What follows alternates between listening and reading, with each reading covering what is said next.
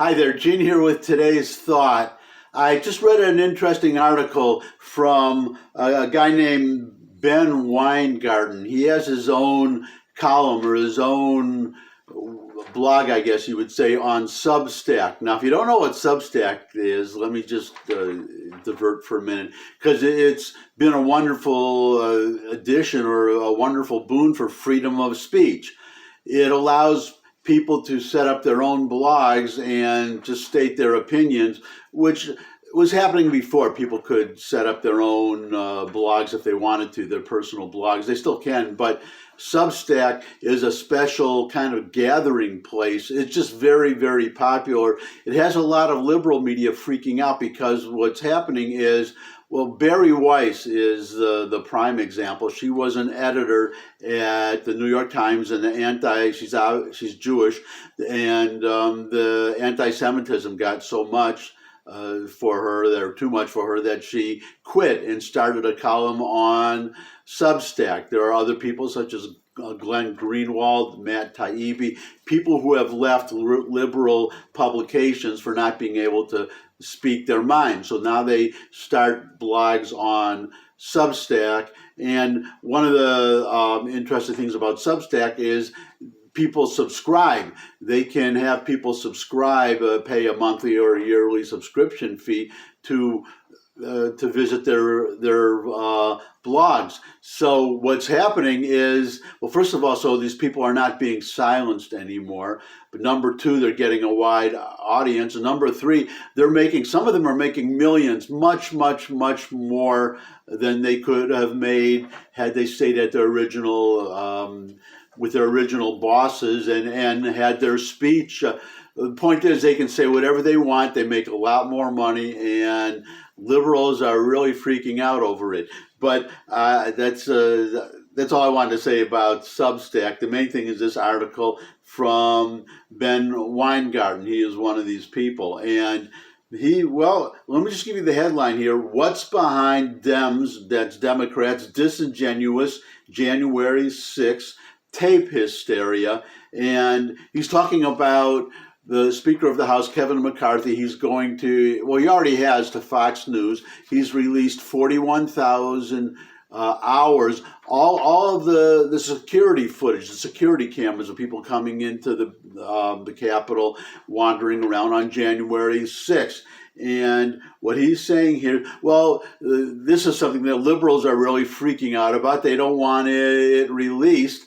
They don't want the information released. Well, that's on one side, they don't want the information released. On the other side of the coin, all these liberal publications who had no concern about all these all this footage being held in secret, except for the few snippets that this kangaroo court, the January 6th committee, don't get me started on that, released. They had no problem with that. Now that all 41,000 hours are being released to, you can't take them home with him, but Tucker Carlson is being allowed to look at all the footage. And now suddenly all these liberal publications, they want to see it.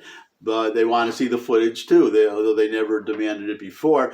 But and we know why, because they want to counter whatever facts are going to come out from the footage that we were not allowed to see before. And you can have a small idea, because some footage has been seen, very small amount that the January 6th committee didn't show, but showing people there was no assault on the Capitol, no people breaking into the Capitol. They were let in because they're the public. The public has a right to enter, to be inside the Capitol. Our tax dollars pay for it.